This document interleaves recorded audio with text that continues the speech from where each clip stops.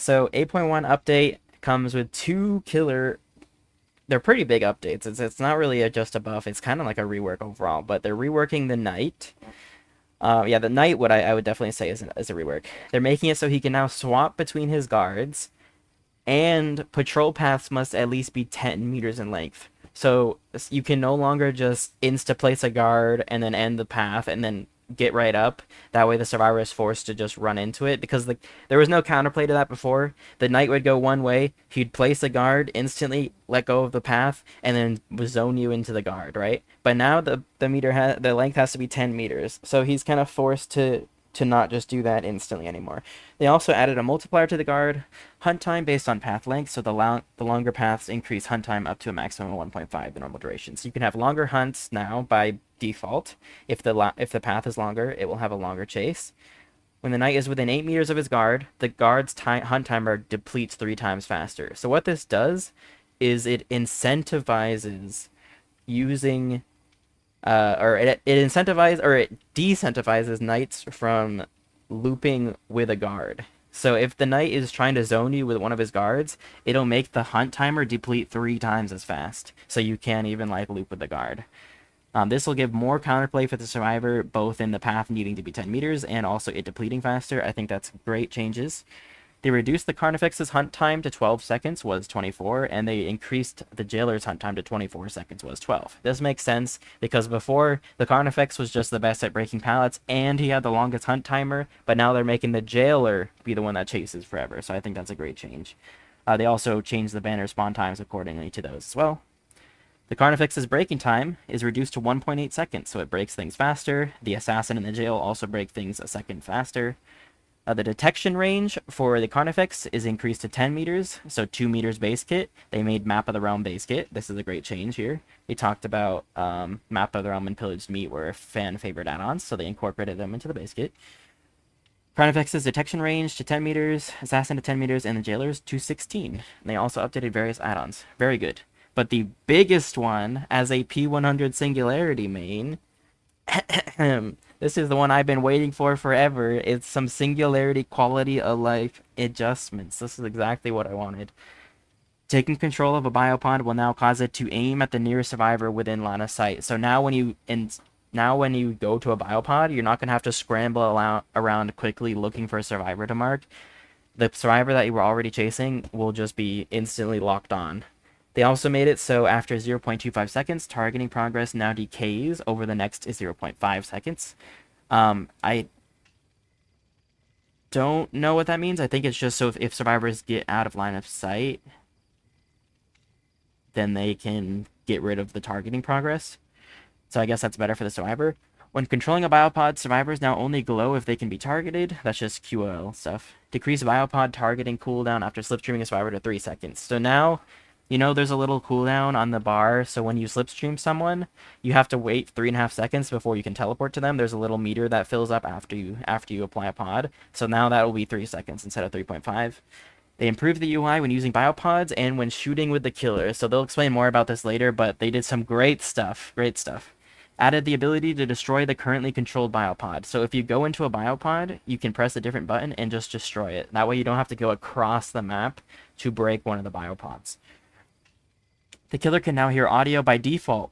Oh, nice. There was an add-on that you had to use before this. This is a great thing, making this base kit. I always thought it should be base kit. It made no sense that you couldn't hear audio. It kind of weakened the entire ability of it being a camera in the first place because you couldn't hear anything. So that'll be good. It means there's going to be new add-ons going with that. The killer now receives Killer Instinct when a survivor slipstreams. So after you slipstream someone and you go back to Larry, you will actually be able to see where they are at on the map because of Killer Instinct. The last controlled biopod has its aura revealed for 10 seconds instead of 5. The biggest and best change here. Singularity gains 3% haste while in overclock mode. I have been begging them to make part of Soma Photo base kit. I even said 2% would be fantastic, and they made 3% base kit. This is absolutely fantastic. We will no longer need to be relying on playing with Soma Photo every single game, even though it is only 3% of the haste. That will let me use other add-ons than Soma Photo and still have Singularity being a strong and viable killer. So now people don't have to run a purple add-on basically to make Singularity good. I think he will actually be good without the purple add-on, and I'm assuming the purple add-on will apply the other 2%. They'll probably nerf the add-on to 2% instead of the 5%. And so you'll be able to have the 5% still, but it'll just make it better if you want to use other add-ons, which I do, because I'm sick of running Soma Photo. It's so much. They also, the overclock duration no longer scales the number of slipstream survivors. So basically, if everyone's slipstream, it will not be really long. But to cover for that, they increase the base duration to 5.7 seconds. The stuns caused by perks such as Head-On and Blast Mine during overclock will now cause overheat. So this is a slight mechanic. I don't see it mentioned anywhere else here. But basically, you can now Head-On Singularity and Blast Mine him, and it will cause him to overheat, which I think that's pretty funny. Huge change here. Added an aim assist effect to shooting a slipstream survivor. So you know when you're trying to you have a survivor that's slipstream and you're trying to teleport to them to actually like get behind them, there's now aim assist so you don't accidentally place or remove a blob trying to shoot to them. That's a huge change. They also added aim assist when creating biopods, which is another huge change as well. EMP printing at supply cases is now limited to 97%. The remaining progress will be done manually by a survivor. This means survivors will no longer be able to just go up, see a supply case that is already open mid-chase, grab one, and then use it mid-chase. Because there's been times where I grab one at the start of chase, I get rid of it, and then I grab another one halfway through the chase and I get rid of it because the cases are just at the ready and it's so quick to take them. So this will prevent that from happening mid-chase, hopefully. Supply cases that have reached past the printing limit now have their auras revealed in yellow. Disabled biopods will pull shortly before they're reactivated, so this warns survivors that the biopod is about to be re-enabled, so they have time to react accordingly. I think that's a great change. Decrease the aura reading range of supply cases to 28 meters. That might actually make the 8-meter add-on viable. Decrease range of EMPs to 8 meters. This is another huge change. Literally, when Singularity came out, and when I was absolutely playing so much of him, because I got him, he was my first ever P100 killer. When Singularity came out, the first thing I said is I want part of Soma Photo to be base kit. I want them to make it so EMP crates have to be like finished off. So I was saying like 80%, but 97% is still good, honestly. And then I want them to decrease the range of EMPs. And they did all of that in this one update, literally everything. They decreased the range of EMPs to 8 meters, huge, and they also decreased the immunity to slipstream after using an EMP. So now, even if you get rid of your EMP thing, you don't have 2 seconds of immunity, he can basically apply it back onto you instantly, which is huge, because applying it in cluttered area is very, very painful. Reduce the time it takes to switch back to the Singularity to 0.5 seconds. Oh, this was another thing. This is another thing. I mean, that feels nice, but the following one, reduce the time it takes to switch back to Singularity when you're a hook survivor to 1.5 seconds, was 5. When they added the anti-face kit system, I was like, they should just remove that entirely. I'll take the faster 1.5 seconds, or the 1.5 second switch, because we won't even notice it. Because right now, it's default 1 second. So if it takes 1.5 seconds when you're switching back, it'll still feel like the default, even if the new default's going to be half a second. So I think that's a great change. And the updated various add-ons, I'm going to be very excited to see. I'm excited to see what the add-ons will be doing. Hopefully that'll be good. The final stuff we have is perk updates, and most of these are buffs. I don't think a single one is nerfs. They're really good cooldown reductions. So the aura reveal duration is now 8 seconds on darkness revealed. I Am All Ears has a 30-second cooldown instead of a 40-second cooldown.